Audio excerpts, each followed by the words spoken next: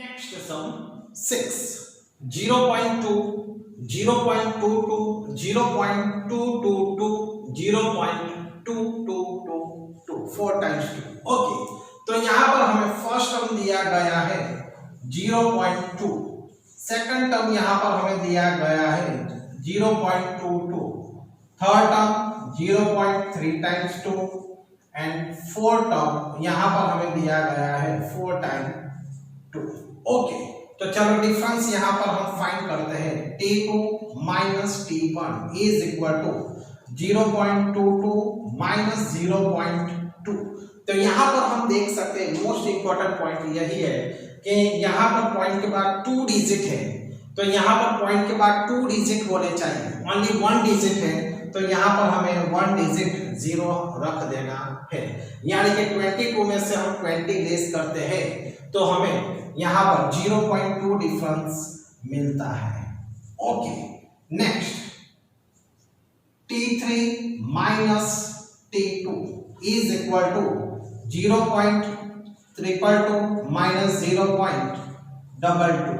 Okay, तो यहाँ पर पॉइंट के बाद 3 डिजिट है, यहाँ पर पॉइंट के बाद 2 डिजिट है, इसलिए यहाँ पर हमें थर्ड डिजिट 0 ऐड करना है। तो यहाँ पर हम देख सकते हैं 0.222 में से हम 0.220 लेस करते हैं तो हमें 0 पॉइंट कैसे मिलता है, देखो 0.222 0.220 यानी कि 2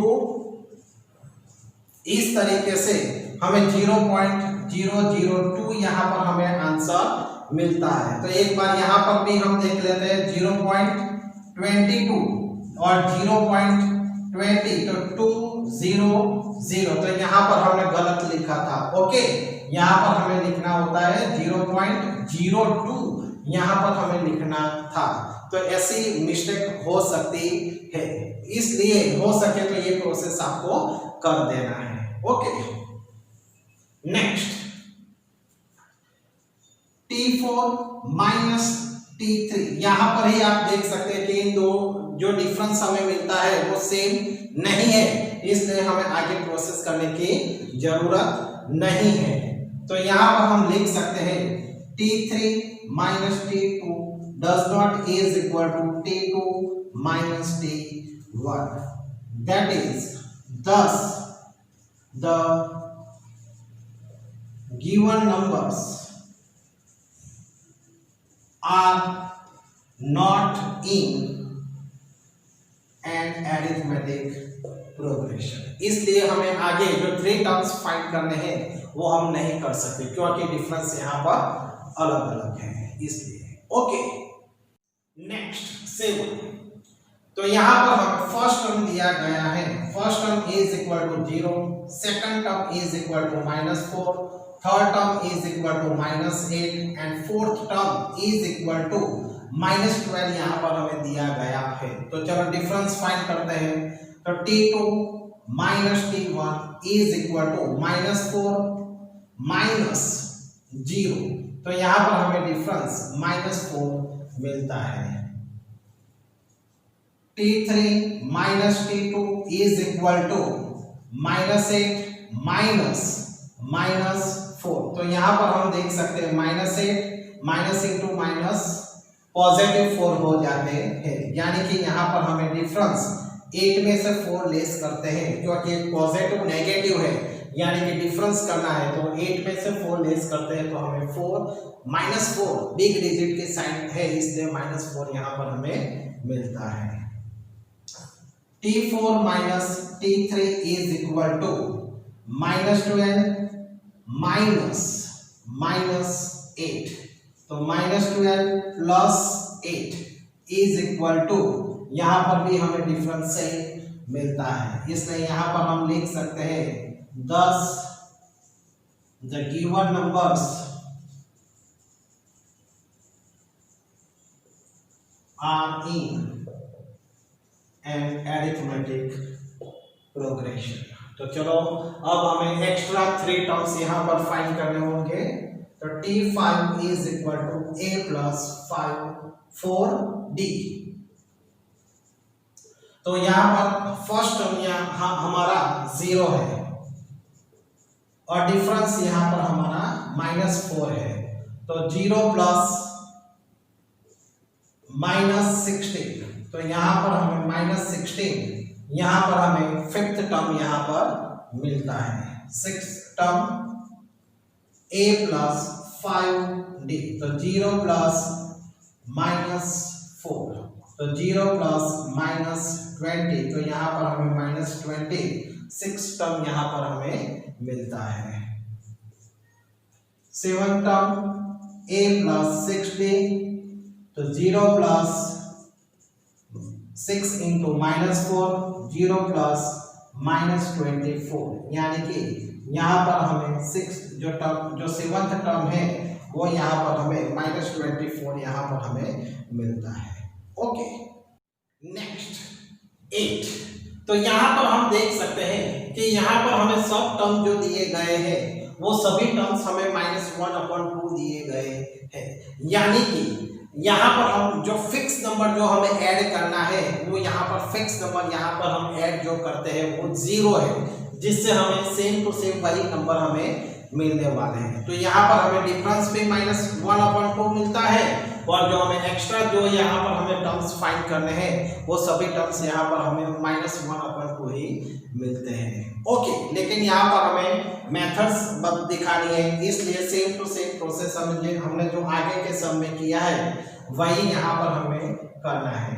तो t1 is equal to -1/2, t2 is equal to -1/2, t3 is equal to -1/2, t4 is equal to -1/2। तो चलो यहाँ पर डिफरेंस फाइंड करते हैं।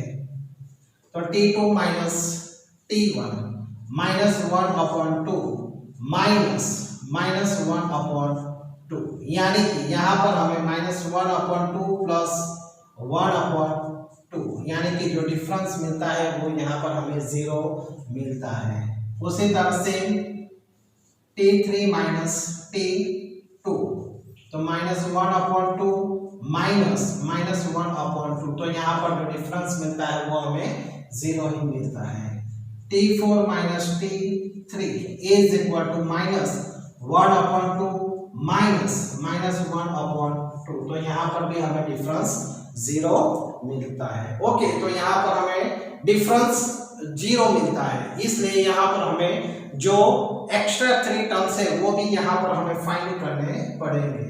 तो t5 is equal to a plus 4d, तो यहाँ पर जो फर्स्ट टर्म है वो यहाँ पर हमारा -1/2 है और डिफरेंस 0 है। किसी को भी 0 के साथ मल्टीप्लाई करते हैं तो हमें 0 ही मिलता है, तो -1/2। तो उसी तरह 6 टर्म a प्लस 5d, तो -1/2 5 मल्टीप्लाई 0, यानी कि -1/2, यहाँ पर हमें 6 टर्म मिलेगा। t7 is equal to a plus 6d, तो -1/2 प्लस डिफरेंस 0 है, यानी कि यहाँ पर भी हमें आंसर जो 7 टर्म है वो यहाँ पर हमें -1/2 ही मिलता है। Okay, next 1, 3, 9 and 27। तो यहाँ पर हम देख सकते हैं फर्स्ट टर्म हमें जो दिया गया है वो 1 है, सेकंड टर्म यहाँ पर हमें दिया गया है 3, third term 9 and fourth term यहाँ पर 27 है। तो अब यहाँ पर हम डिफरेंस फाइंड करते हैं। t2 minus t1 is equal to 3 minus 1 is equal to 2, t3 minus t2 is equal to 9 minus 3 यानी कि 6। तो यहाँ पर हम देख सकते हैं डिफरेंस हमें अलग अलग मिलता है, यानी कि t3 minus t2 does not is equal to t2 minus t1. Therefore, the given numbers are not in an arithmetic progression. Okay, next sum 10 a 2a 3a and 4a।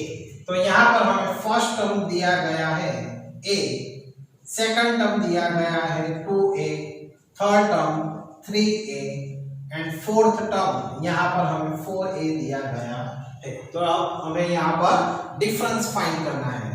तो t2 minus t1 is equal to 2a minus a is equal to 2a में से 1a less करते हैं तो हमें 1a मिलता है। t3 minus t2 is equal to 3a minus 2a is equal to यहाँ पर हमें ये ही यहाँ पर मिलता है 1a।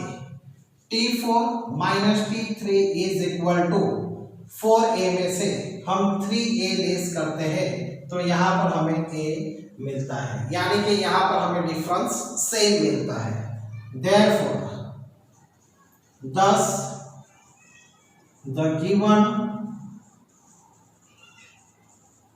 numbers are in an arithmetic progression। तो यहाँ पर अब टर्म हमें 3 और फाइंड करने हैं। तो t5 यहाँ पर हम फाइंड करते हैं a प्लस 4d। तो यहाँ पर हमें फर्स्ट टर्म जो दिया गया है वो a है और यहाँ पर जो हमें डिफरेंस मिलता है वो भी a ही यहाँ पर हमें मिलता है, यानी कि a plus 4a is equal to 5a। t6 a plus 5, तो a प्लस डिफरेंस a, तो a प्लस 5a यानी कि 6a।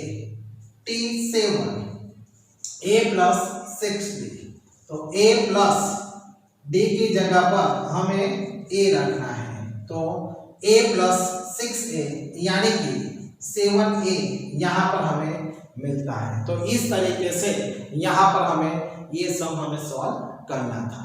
ओके।